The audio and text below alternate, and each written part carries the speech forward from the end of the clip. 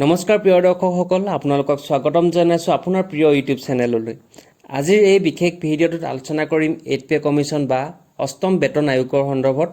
8 pay commission মানেনো কি আৰু এই 8 পে কমিশ্যন কেতিয়াৰ পৰা আৰম্ভ হ'ব আৰু ইয়াৰ পৰা লাভনো কি হ'ব, এই সকলোবোৰ এই প্ৰশ্নৰ উত্তৰ এই ভিডিঅ'টোৰ জৰিয়তে আগবঢ়াম। আশা কৰোঁ আপোনালোকে ভিডিঅ'টো শেষলৈকে চাই থাকিব। এই সময়ত কেন্দ্ৰীয় কৰ্মচাৰীসকলে আগ্ৰহেৰে অপেক্ষা কৰি আছে যে অষ্টম দৰমহা আয়োগৰ বাবে।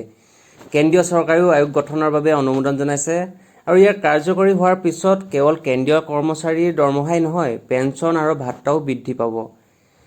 ইয়াক কেতিয়া কাৰ্যকৰী কৰা হ'ব সেই বিষয়ে কোনো নিৰ্দিষ্ট তাৰিখ প্ৰকাশ কৰা হোৱা নাই যদিও অহা বছৰ অৰ্থাৎ 2026 চনত ইয়াক কাৰ্যকৰী কৰা হ'ব বুলি ধাৰণা কৰা হৈছে। এই 8 পে কমিশ্যননো কেতিয়াৰ পৰা আৰম্ভ হ'ব সেই বিষয়ে জনাৰ আগতে আমি বুজি লওঁ যে পে কমিশ্যন বুলিলেনো কি বুজা যায়। পে কমিশ্যন হৈছে ভাৰত চৰকাৰৰ নিৰ্মাণ কৰা এখন বিশেষ আয়োগ, যাৰ মূল উদ্দেশ্য হৈছে চৰকাৰী কৰ্মচাৰী তথা পেঞ্চনকাৰীসকলৰ বাবে বেতন, ভাতা আৰু অন্যান্য সুবিধাসমূহ পুনৰ নিৰ্ধাৰণ কৰা। আৰু এই আয়োগে নিৰ্দিষ্ট সময়ছোৱাৰ অন্তত নতুন প্ৰস্তাৱ আগবঢ়ায় আৰু সেই অনুযায়ী নতুন স্কেল অনুসৰি বেতন বৃদ্ধি কৰা হয়। অষ্টম দৰমহা আয়োগ বা 8 পে কমিশ্যন কেতিয়াৰ পৰা কাৰ্যকৰী হ'ব ইয়াৰ কোনো নিৰ্দিষ্ট তাৰিখ এতিয়াও দিয়া নাই চৰকাৰে, কিন্তু 2026 চনৰ 1 জানুৱাৰীৰ পৰা ইয়াক কাৰ্যকৰী কৰিব পৰা যাব বুলি বিশ্বাস কৰা হৈছে। আৰু অৱশ্যে একাংশ বিশেষজ্ঞই কয় যে ইয়াত কিছু পলম হ'ব পাৰে। এনে পৰিস্থিতিত 2026 চনৰ 1 এপ্ৰিলৰ পৰা ইয়াক কাৰ্যকৰী কৰা হ'ব পাৰে।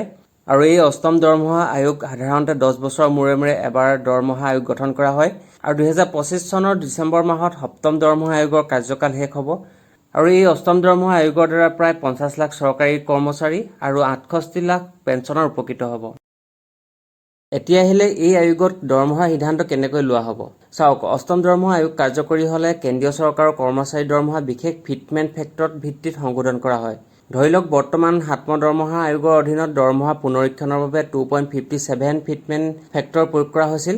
কিছুমান সংবাদ মাধ্যমৰ বাতৰিৰ ভিত্তিত চৰকাৰে অষ্টম দৰমহা আয়োগৰ অধীনত 1.92 কাৰকত সন্তুষ্ট হ'ব পাৰে। এনে সময়তে কিছুমান সংবাদ মাধ্যমৰ বাতৰি অনুসৰি চৰকাৰে কমেও 2.86 উচ্চ ফিটমেণ্ট ফেক্টৰৰ পথ বাছি ল'ব পাৰে। এতিয়া আহিলে দৰমহা কিমান বৃদ্ধি হ'ব পাৰে। যদি চৰকাৰে 8 পে কমিশ্যন ফিটমেণ্ট ফেক্টৰ 3 বা ততোতকৈ অধিক কৰে, তেন্তে চৰকাৰী কৰ্মচাৰীৰ দৰমহা যথেষ্ট বৃদ্ধি পাব পাৰে। এনে পৰিস্থিতিত অষ্টম দৰমহা আয়োগ কাৰ্যকৰী হোৱাৰ পিছত প্ৰতি মাহে কেন্দ্ৰীয় কৰ্মচাৰীৰ দৰমহা 19,000 টকা পৰ্যন্ত বৃদ্ধি কৰা সম্ভৱ হয়। আৰু এই পে কমিশ্যনবোৰ কেতিয়াৰ পৰা আৰম্ভ হৈছিল আৰু কিমান চনত কাৰ্যকৰী হৈছিল সৰু টেবুলত দি দিছোঁ মই। প্ৰথম হৈছে 1947 চনত স্বাধীনতা লাভৰ পাছৰ প্ৰথম পদক্ষেপ আছিল।